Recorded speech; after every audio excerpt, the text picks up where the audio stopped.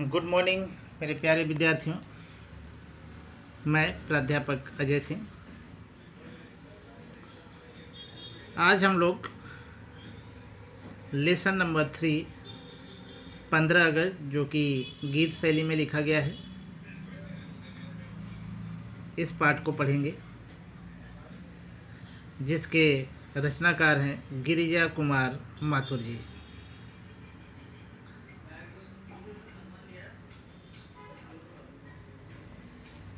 जैसा कि आप जानते ही हैं, किसी भी रचना को पढ़ने से पहले रचनाकार के बारे में जानना बहुत ज़रूरी होता है।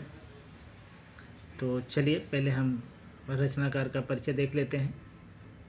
कवि परिचय। 15 अगस्त जो कि ये गीत लिखा गया है, इसके कवि हैं, इनका नाम है गिरिजा कुमार माथुर।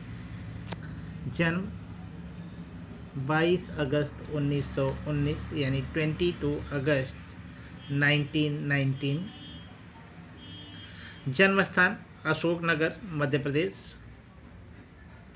शिक्षा, अगर शिक्षा की बात करें तो इनकी आरंभिक शिक्षा झांसी में हुई थी।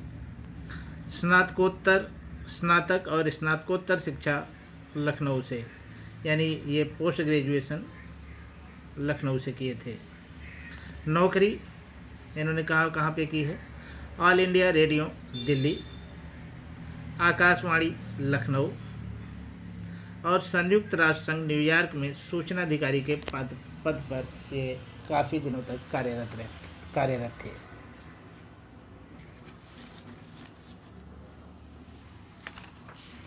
मृत्यु 1994 में इनकी मृत्यु हुई।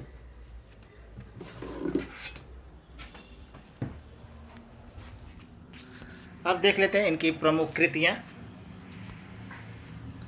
मंजीर, नाश और निर्माण, धूप के धान, सिला पंख चमकीले, जो बंध नहीं सका, साक्षी रहे वर्तमान, मैं वक्त के हूँ सामने, इत्यादि।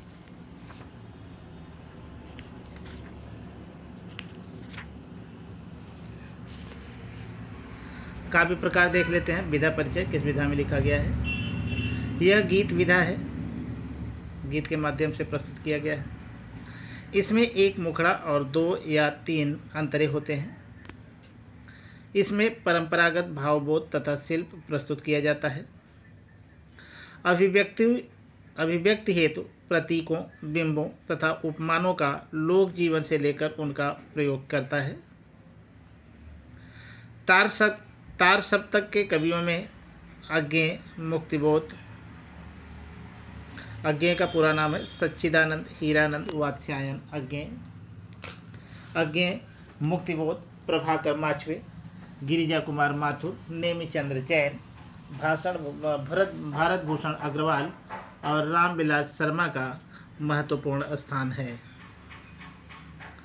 काव्य परिचय। इस कविता में कवि ने क्या बताने की कोशिश की है, उसके बारे में जान लेते हैं। प्रस्तुत गीत में कवि ने स्वतंत्रता के उत्साह को अभिव्यक्त किया है। स्वतंत्रता के पश्चात विदेशी शासकों से मुक्ति का उल्लास देश में चारों ओर छलक रहा है। इस नव उल्लास के साथ साथ कवि देशवासियों तथा सैनिकों को सजग और जागरूक रहने का आह्वान कर रहा है। समस्त भारतवासियों के लक्ष्य यही होना चाहिए कि भारत की स्वतंत्रता पर अब कोई आंच न आने पाए, क्योंकि दुखों की काली छाया अभी पूर्ण रूप से हटी नहीं है। जब शोषित, पीड़ित और मृत प्राय समाज का पुनरुत्थान होगा, तभी सही मायने में भारत आजाद कहलाएगा। मृत प्राय का मतलब होता है मरे हुए के समान।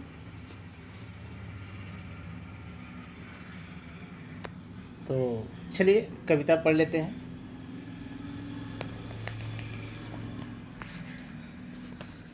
ये चूंकि गीत शैली में लिखा गया है, इसे आप गीत की तरह गा भी सकते हैं।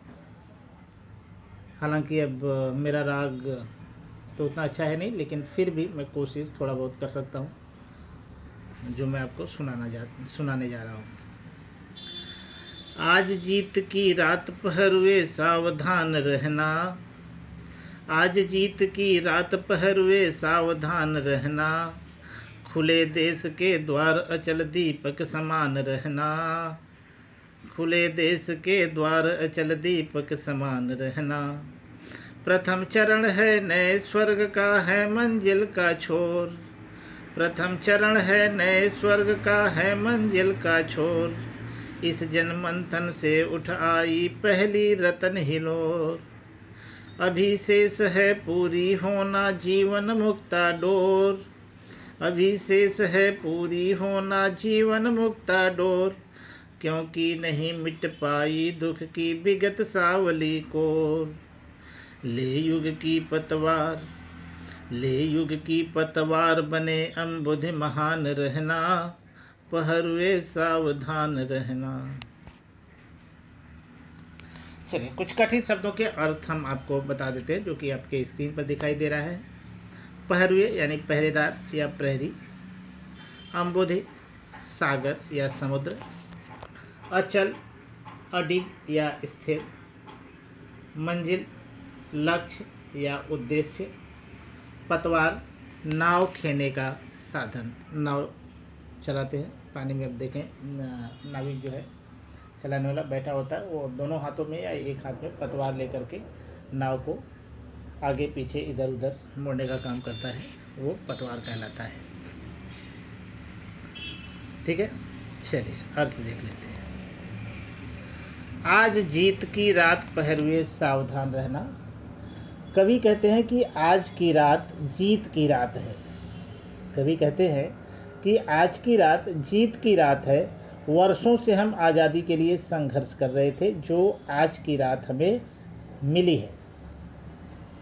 सैकड़ों साल से हम आज़ादी के लिए संघर्ष कर रहे थे, जो आज की रात हमें मिली है, यानी 15 अगस्त का जिक्र किया जा रहा है। 15 अगस्त को हमें आज़ादी मिली थी।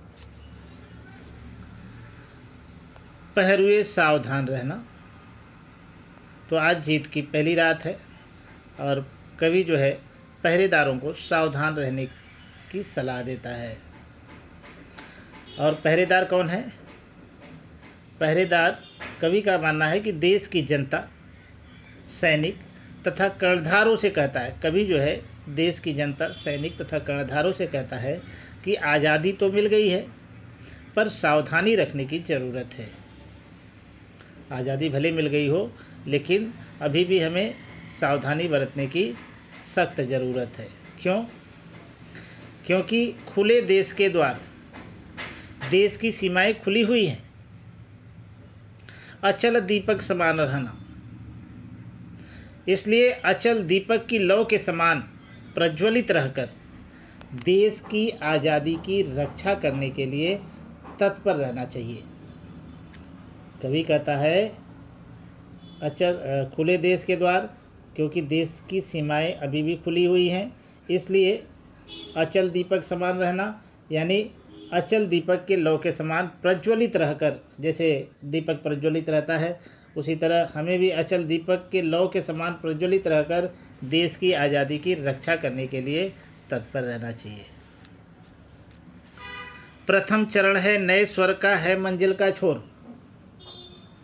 प्रथम चरण है नए स्वर का है मंजिल का छोर। कवि कहते हैं कि काफ़ी सत्कर्मों और पुण्य कार्यों के पश्चात हमें स्वर्ग रूपी स्वतंत्रता मिली है। स्वतंत्रता, ये स्वर्ग के समान यहाँ पे एक प्रतीक है।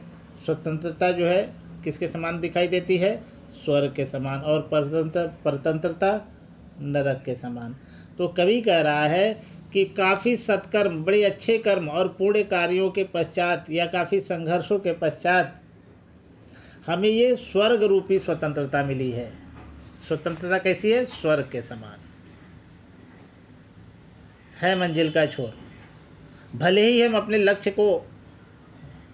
लक्ष्य की मंजिल पर पहुंचकर आज़ादी पा ली हो, पर यह उसका प्रथम चरण है।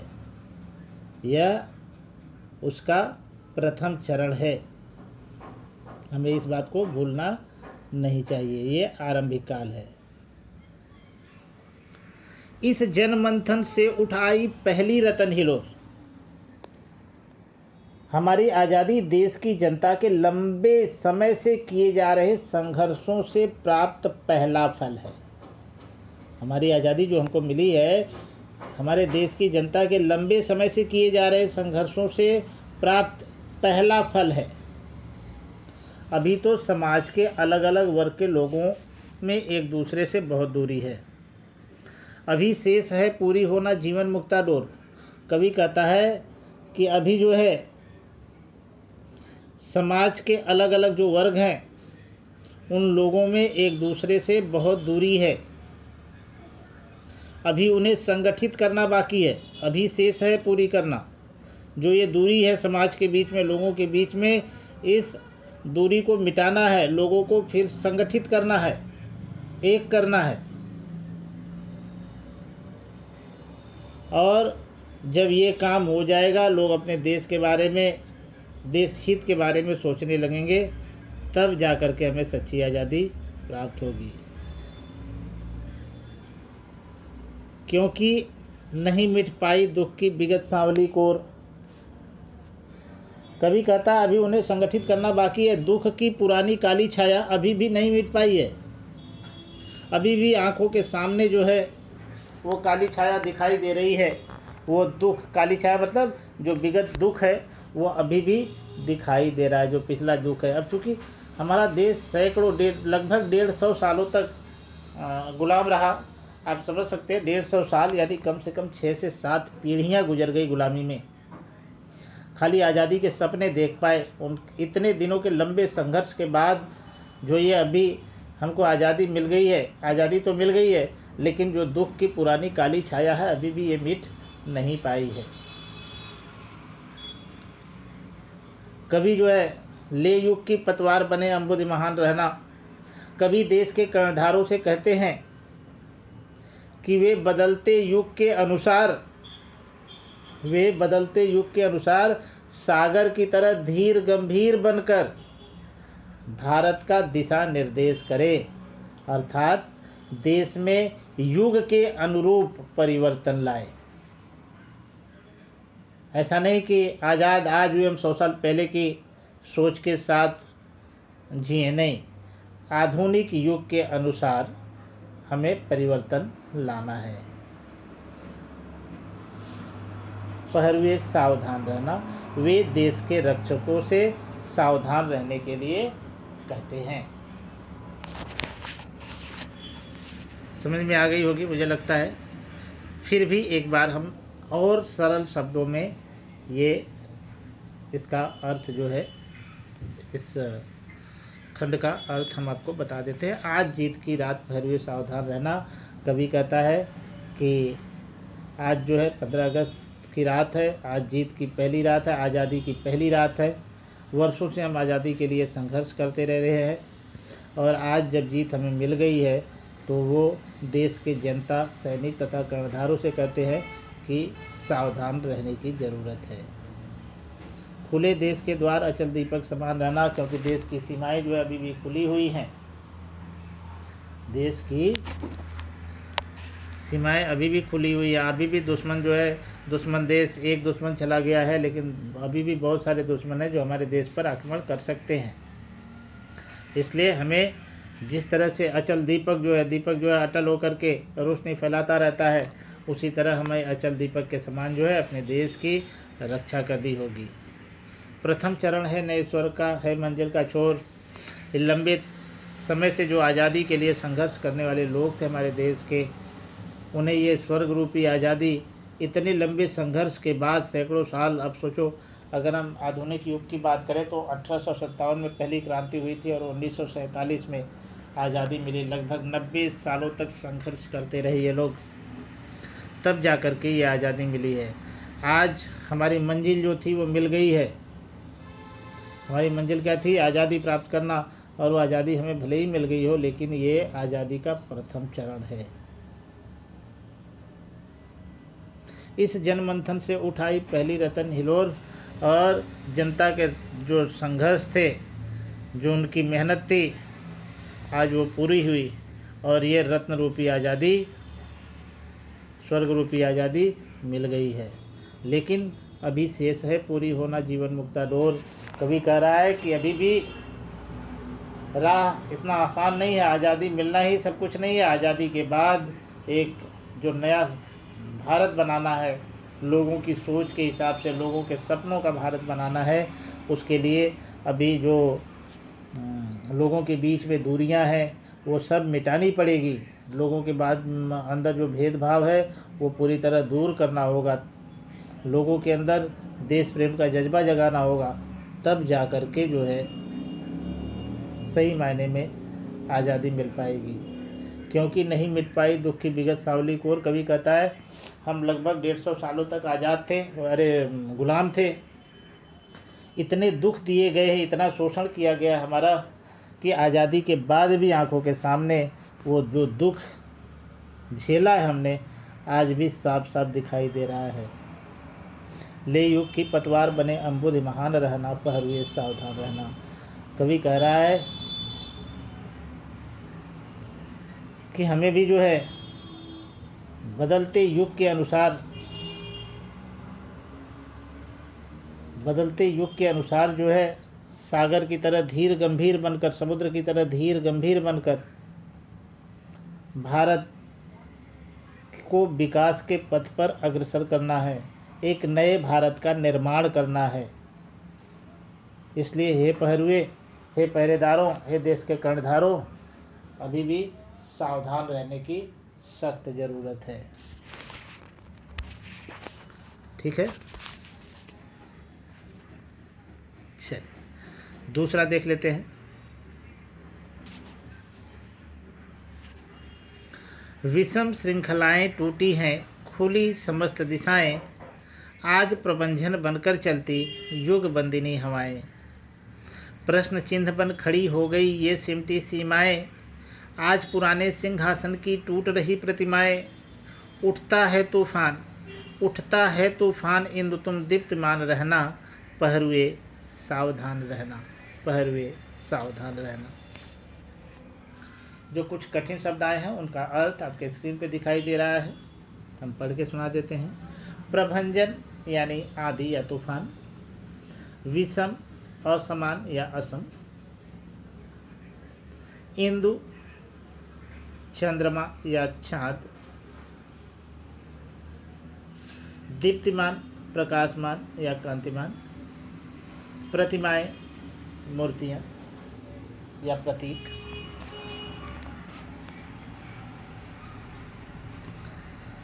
कवि कहता है विषम श्रृंखलाएं टूटी हैं, खुली समस्त दिशाएं। कवि कहते हैं कि देश में पहले जो असमानताएं व्याप्त थी, आज़ादी के बाद वे कड़ियां टूट चुकी हैं, विषम श्रृंखलाएं टूट गई हैं। और अर्थात समाज में असमानता के लिए कोई स्थान नहीं रह गया है। जब हम गुलाम थे तो ठीक था, सभी लोग जो मालिक था देश का उसके हिसाब से जीते थे। लेकिन अब हम आज़ाद हो गए हैं तो देश में जो असमानता थी अब उसके लिए कोई स्थान नहीं रह गया, सबको पूरी पूरी आज़ादी मिल गई है। आज सभी के लिए प्रगति के मार्ग खुल गए हैं, खुली समझ दिशाएं।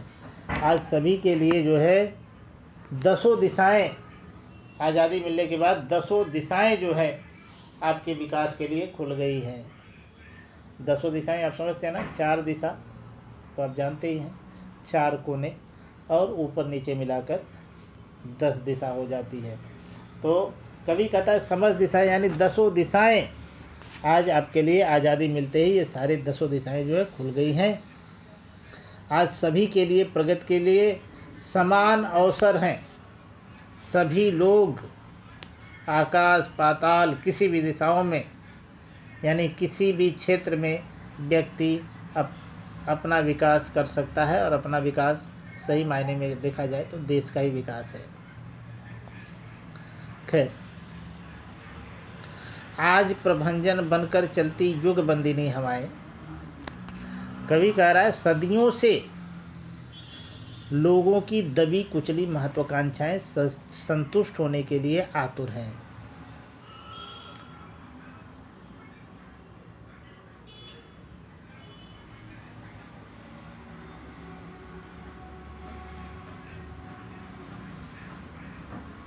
और सदियों से जो हम बंदी जैसा जीवन जी रहे थे, ये गुलामी का जो जीवन जी रहे थे, अब वो दिन समाप्त हुए। आज़ादी के बाद अब आंधी तूफान की तरह हवाएं चल रही हैं, यानी लोगों की सोच, लोगों की जो महत्वाकांक्षा है, अब वह आंधी तूफान की तरह, यानी आज लोग अपनी महत्वाकांक्षाओं को संतुष्ट कर सकते हैं आंधी तूफान की रफ्तार से, यानी बड़े बेग से वो जैसे चाहें अपनी महत्वाकांक्षाओं को संतुष्ट कर सकते हैं, पूरा कर सकते हैं, और उनके लिए दसों दिशाएं खुली हुई हैं। प्रश्न चिन्ह बन खड़ी हो गई ये सिमटी सीमाएं। स्वतंत्रता मिलने के पहले हम जिन सीमाओं में बंधे हुए थे, वे सीमाएं अब हमारे लिए प्रश्न चिन्ह बन गई हैं। भाई, जब हम गुलाम थे तो ढेर सारे सीमाएं हमारे लिए खड़ी कर दी गई थी, आपको ये करना है, ये नहीं कर सकते, वो नहीं कर सकते, वो नहीं कर सकते। लेकिन आज चूंकि आप आज़ाद हो गए हैं तो ये सारी सीमाएं जो है आपके लिए अब खत्म हो गई हैं, क्योंकि आप स्वतंत्र हो गए हैं। और स्वतंत्रता मिलने के पहले जिन सीमाओं से हम बंधे हुए थे, वे सीमाएं अब हमारे लिए सिर्फ प्रश्न चिन्ह हो गई हैं, यानी वो सीमाएं अब खत्म हो गई हैं। लोग उन सीमाओं को तोड़ देना चाहते हैं, लोग उन सीमाओं को तोड़ देना चाहते हैं। आज पुराने सिंहासन की टूट रही प्रतिमाएं, आज पुराने सिंहासन की टूट रही प्रतिमाएं, कवि कहते हैं कि हमारे समाज में प्रचलित जो प्राचीन मान्यताएं थी, जो रूढ़ियां थी, वो टूट रही हैं।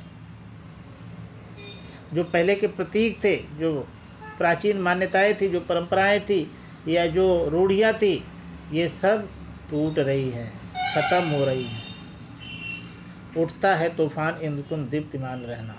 वे कहते हैं कि पुरानी मान्यताओं के बदलने में समाज के कुछ वर्गों का विरोध हो सकता है।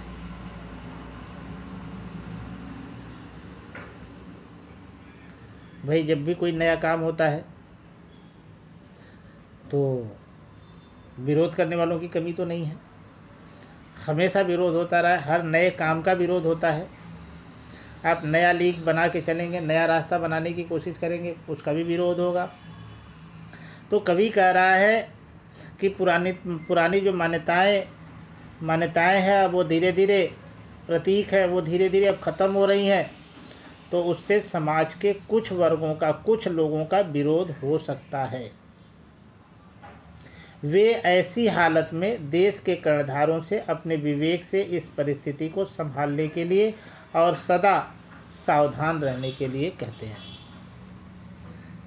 जिस तरह से आकाश में चंद्रमा जो है अपनी जगह स्थिर रहता है, मतलब वो हमेशा जो है दीप्तिमान रहता है, उसी तरह हमारे देश के जो कर्णधार हैं, वे ऐसे लोगों को नज़रअंदाज करें और प्रगति के पथ पर जो है हमेशा आगे बढ़ते रहें। ऐसे लोगों को नज़रअंदाज कर देना चाहिए जो हर नई चीज़ का विरोध करते रहते हैं। आज़ादी के पहले भी, आज़ादी के बाद भी आपको हर जगह देखने को मिल जाएंगे। पहरुए सावधान रहना, वे इसीलिए जो है अपने देश के कर्णधारों से, पहरुओं से, यानी प्रहरियों से सावधान रहने की बात कर रहे हैं। समझ में आया? चलिए, इसको और सरल शब्दों में अगर हम बताना चाहें तो कुछ इस तरह से है, 1 मिनट में देख लेते हैं। विषम श्रृंखलाएं टूटी हैं, खुली समस्त दिशाएं। कवि कहते हैं कि देश में पहले जो असमानताएं थी, आज़ादी के बाद वे असमानताओं की जो श्रृंखलाएं थी वो टूट गई है।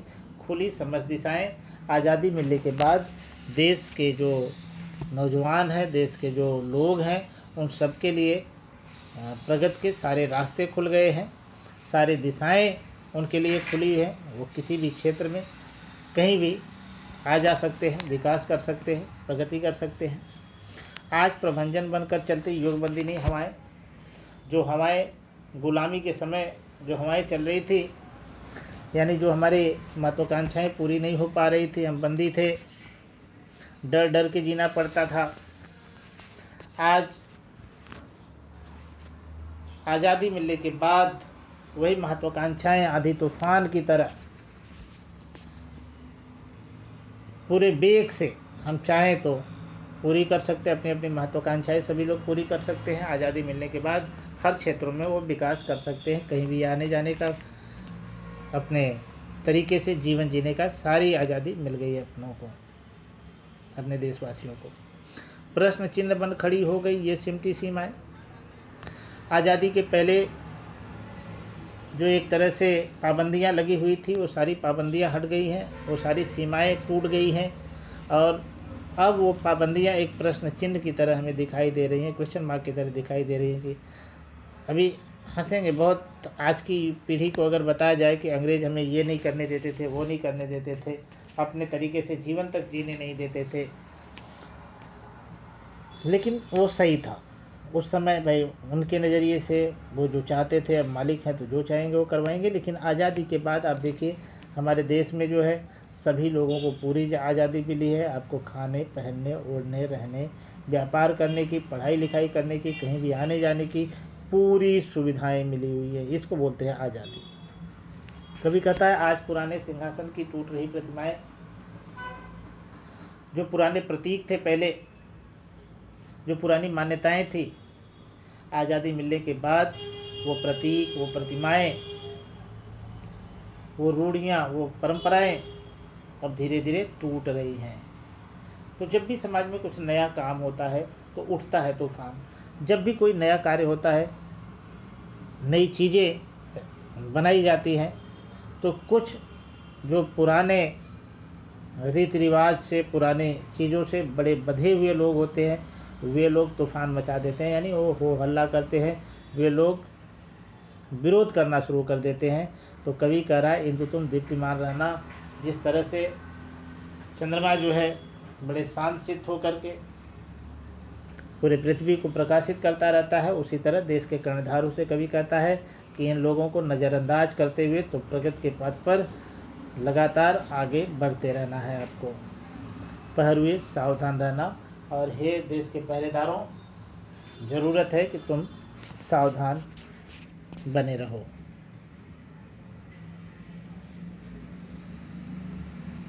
ठीक है, समझ में आया? चलिए हम तीसरा पढ़ देते हैं। ऊंची हुई मसाल हमारी आगे कठिन डगर है, ऊंची हुई मसाल हमारी आगे कठिन डगर है, शत्रु हट गया लेकिन उसकी छायाओं का डर है, शत्रु हट गया लेकिन उसकी छायाओं का डर है। शोषण से मृत है समाज, शोषण से मृत है समाज, कमज़ोर हमारा घर है, किंतु आ रही नई जिंदगी यह विश्वास अमर है, किंतु आ रही नई जिंदगी यह विश्वास अमर है। जनगंगा में ज्वार लहर तुम प्रवाह मान रहना, जनगंगा में ज्वार लहर तुम प्रवाह मान रहना, पहरुए सावधान रहना। डगर यानी राह, प्रवाहमान यानी गतिशील।